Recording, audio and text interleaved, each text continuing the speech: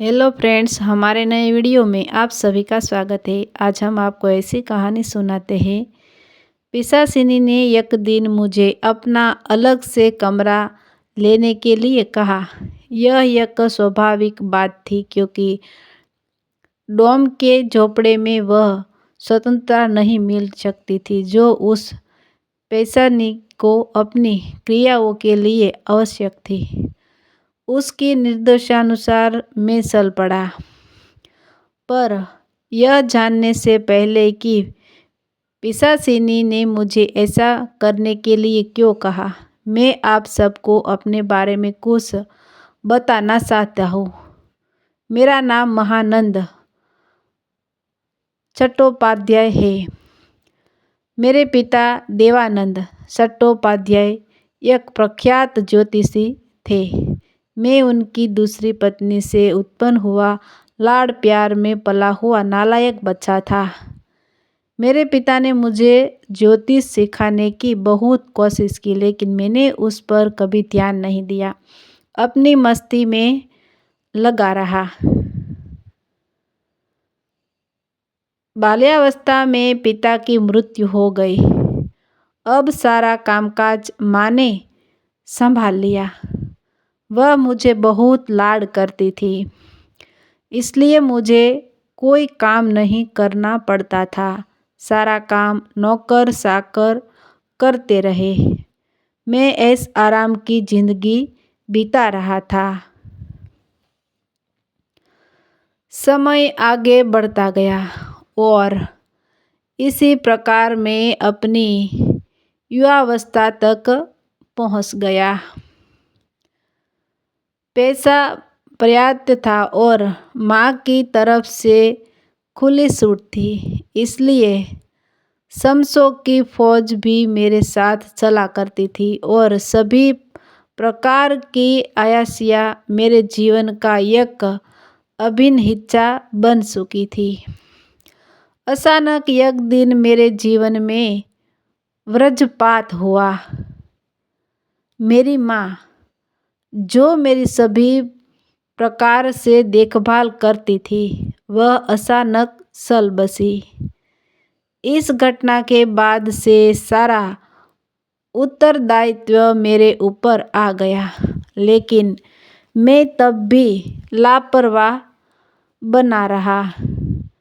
मैंने अपने खास शमशे कादिर को अपनी जिम्मेदारी सौंप दी। वह पूरे जतन से काम करता रहा और हमेशा मुझे यह दिखाने की कोशिश करता रहा कि वह मेरा वफादार है। मैं भी उसी गलतफहमी में रहा, लेकिन समय बीतने के साथ उसने सारी संपत्ति अपने नाम करा ली। पहले मुझे एक नशा मुक्ति केंद्र में भर्ती करा दिया, जहाँ बेहद कड़ा पहरा था और मैं वहाँ से बाहर नहीं निकल पा रहा था। लगभग 6 महीने तक वहीं पर रहने के बाद एक दिन मैं वहाँ से भाग निकला। वहाँ से भाग निकलने के बाद किसी प्रकार गांव तक पहुँचा। कादिर मेरी पूरी संपत्ति पर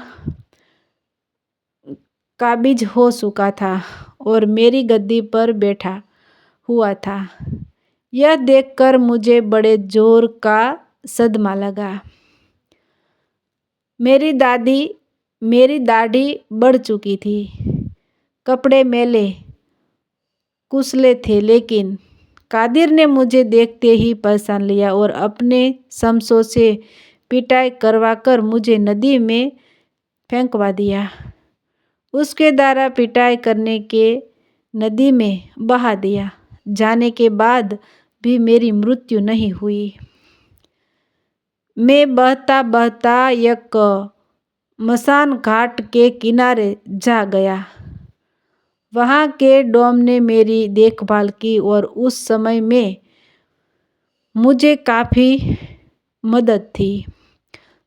थोड़ा स्वस्थ हो जाने के बाद मुझे अपने खानदानी व्यवसाय ज्योतिष को अपनी आय का साधन बनाने की कोशिश की, लेकिन क्योंकि मुझे कोई ख़ास जानकारी नहीं थी, इसलिए जल्दी ही लोग जान गए कि मैं पोगा पंडित हूँ।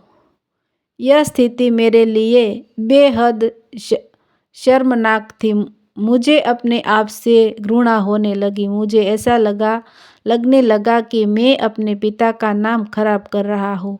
इतने बड़े ज्योतिषार्य को बेटा होने के बावजूद मुझे पोगा पंडित कहा जा रहा है। यह सोच कर मैं अत्यंत विचलित होने लगा।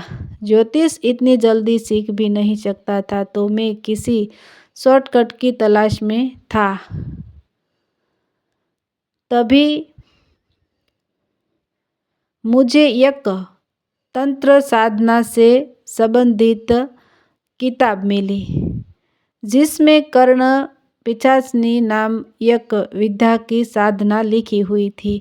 एक विद्या एक ऐसी विद्या है जो भूतकाल के विषय में सारी जानकारी देने में समक्ष है। यह पढ़कर मुझे लगा कि अगर यह सिद्धि मुझे प्राप्त हो जाए तो मैं बिना खास पढ़ाई लिखाई करे ही ज्योतिष के रूप में अपना स्थान बना लूँगा।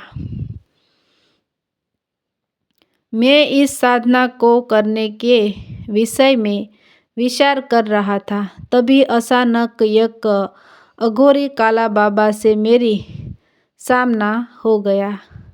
उन्होंने 3 महीने तक मुझे